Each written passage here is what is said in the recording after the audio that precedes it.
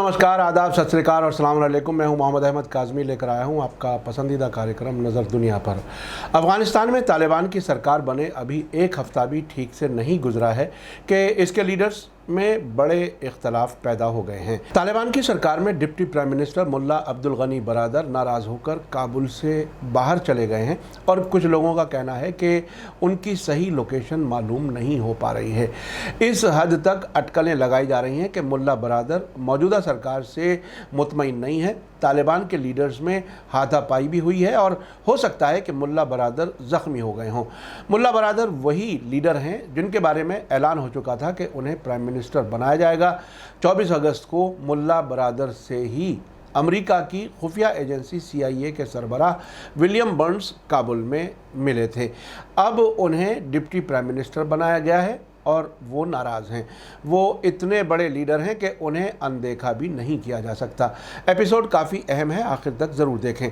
आगे बढ़ने से पहले आपसे गुजारिश है कि अगर आपने अभी तक media star world YouTube channel subscribe नहीं किया है तो सब्सक्राइब कर लें और घंटी दबाना ना भूलें। और अगर आप हमें फेसबुक पर देख रहे हैं तो हमारे पेज को लाइक करें ताकि हमारी हर नई वीडियो की खबर आपको सही वक्त पर मिल सके। अगर हमारी खबर सच्ची और अच्छी लगे तो अपने व्हाट्सएप ग्रुप, फेसबुक, इंस्टाग्राम और ट्विटर अकाउंट पर ज़रूर शेयर करें ताकि मीडिया स्टार वर्ल्ड की खबरें दुनिया भर तक पहुंच सकें।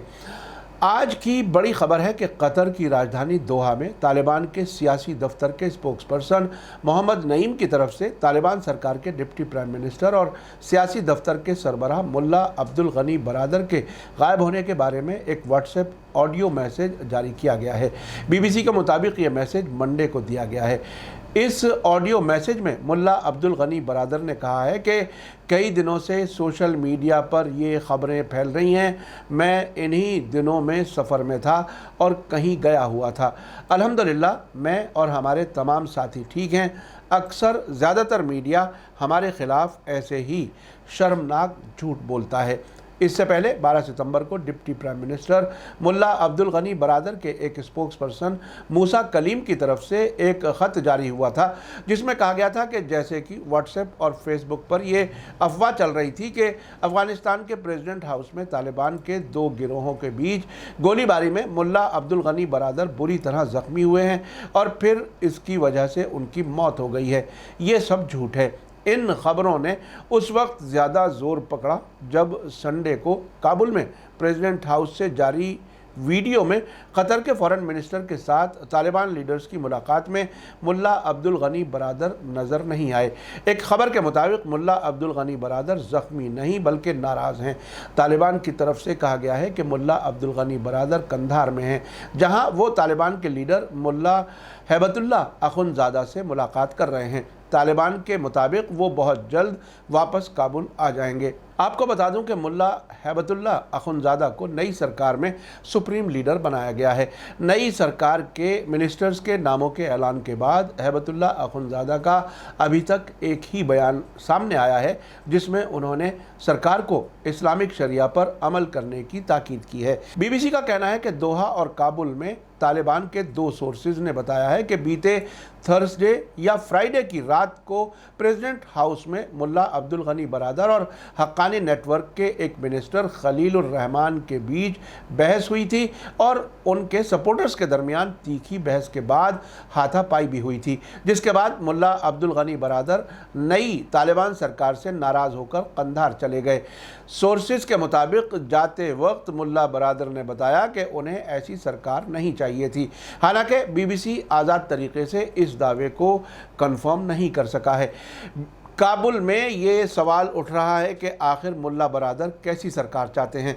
सोर्सेज के मुताबिक हक्कानी नेटवर्क और कंधारी लीडरशिप वाले तालिबान के बीच काफ़ी पहले से इख्तलाफ मौजूद थे और उन इख्तलाफात में काबुल पर कंट्रोल के बाद काफ़ी इजाफा हुआ है। तालिबान के एक और सोर्स के मुताबिक हक्कानी नेटवर्क और कंधारी या मुल्ला उमर वाले तालिबान के बीच इख्तलाफ काफ़ी अरसे से थे, लेकिन अब कंधारी तालिबान के अंदर भी मुल्ला उमर के बेटे मुल्ला मोहम्मद याकूब और मुल्ला अब्दुल गनी बरादर के अलग अलग गिरोह हैं और दोनों तालिबान मूवमेंट की लीडरशिप के दावेदार हैं। इन सोर्सेज के मुताबिक दूसरी तरफ हक्कानी नेटवर्क का कहना है कि दूसरी बार इस्लामी अमीरात उनकी मेहनत की बदौलत कायम हुई है, इसलिए सरकार पर ज़्यादा हक्कानी नेटवर्क का हक बनता है। बीबीसी का मुताबिक दोहा और काबुल में मौजूद सोर्सेज का कहना है कि मुल्ला अब्दुल गनी बरादर ने नई सरकार बनने के बाद कहा है कि उन्हें ऐसी सरकार नहीं चाहिए थी जिसमें सिर्फ और सिर्फ मौलवी और तालिबान शामिल हों। सोर्स के मुताबिक मुल्ला बरादर का कहना है कि उन्होंने 20 साल में कई तजर्बे हासिल किए हैं और कतर के सियासी दफ्तर में इंटरनेशनल कम्युनिटी से वादे किए थे कि एक ऐसी सरकार बनाएंगे जिसमें तमाम कम्युनिटीज़ के लोगों के साथ औरतों और माइनॉरिटीज़ को भी जगह दी जाएगी। काबुल में तालिबान के एक और सोर्स ने यह भी दावा किया है कि ये इख्तलाफ सरकार बनने से पहले थे, लेकिन जब उनके लीडरशिप की तरफ से कैबिनेट के लिए जो नाम पेश किए गए तो सबने इस पर रजामंदी जाहिर कर दी। इसी बीच काबुल में मौजूद जर्नलिस्ट्स के मुताबिक कैबिनेट के ऐलान के बावजूद कई इंस्टीट्यूशंस में काम नहीं हो रहा है और अभी तक सिर्फ एक मिनिस्टर ने अपना पॉलिसी स्टेटमेंट जारी किया है।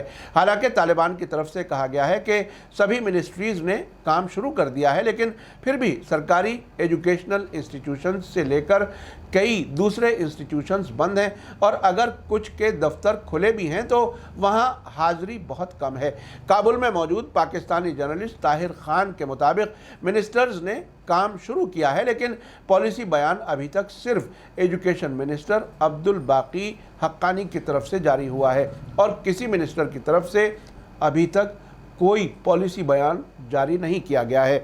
काबुल में मौजूद बीबीसी के मलिक मुदस्सिर के मुताबिक शहर में बैंक अभी तक बंद हैं और कुछ ही जगहों पर एटीएम चालू हैं, लेकिन वहां से भी एक महदूद रकम ही निकाली जा सकती है। एयरपोर्ट ऑपरेशनल होने का जिक्र करते हुए मलिक मुदस्सिर का कहना है कि एयरपोर्ट पर भी कतर के अफसर सबसे ज़्यादा नजर आ रहे हैं और कतर की सरकार ने ही काबुल एयरपोर्ट की दोबारा बहाली में अहम रोल अदा किया है। काबुल में कुछ प्राइवेट यूनिवर्सिटीज़ में क्लासेस शुरू हुई हैं, लेकिन सरकारी यूनिवर्सिटी, कॉलेज और हाई स्कूल अभी तक बंद हैं। मलिक मुदस्सिर के मुताबिक ज़्यादातर टीचर्स को बीते 2 महीने से तनख्वाह नहीं मिली है। आपको बता दूं कि नई सरकार के मिनिस्टर्स के नामों के ऐलान से 2 दिन पहले काबुल से एक रिपोर्ट मिली थी जिसमें अंदाज़ा लगाया जा रहा था कि सरकार बनाने में कुछ अड़चनें आ रही हैं। 4 सितंबर को पाकिस्तानी खुफिया एजेंसी ISI के सरबराह लेफ्टिनेंट जनरल फैज़ हमीद काबुल पहुंचे थे। मीडिया रिपोर्ट्स के मुताबिक काबुल पहुंचने पर ISI चीफ ने कहा था, फिक्र मत कीजिए, यहाँ सब कुछ ठीक है। फॉरेन अफेयर्स की सीनियर जर्नलिस्ट और टाइम्स ऑफ इंडिया की डिप्लोमेटिक एडिटर इंद्रानी बागची ने उस वक्त कहा था कि पुख्ता तरीके से सरकार बनाने में देरी की वजह तो तालिबान के स्पोक्सपर्सन के अलावा कोई नहीं बता सकता, लेकिन वहाँ के मामलों पर पैनी नज़र रखते हुए इतना ज़रूर कह सकती हूँ कि तालिबान के अंदर गुटबाजी है, जिसको ख़त्म करने के लिए पाकिस्तान के ISI चीफ पिछले दिनों काबुल में देखे गए। पाकिस्तान अफ़गानिस्तान मामले में कहता कुछ है और करता कुछ है।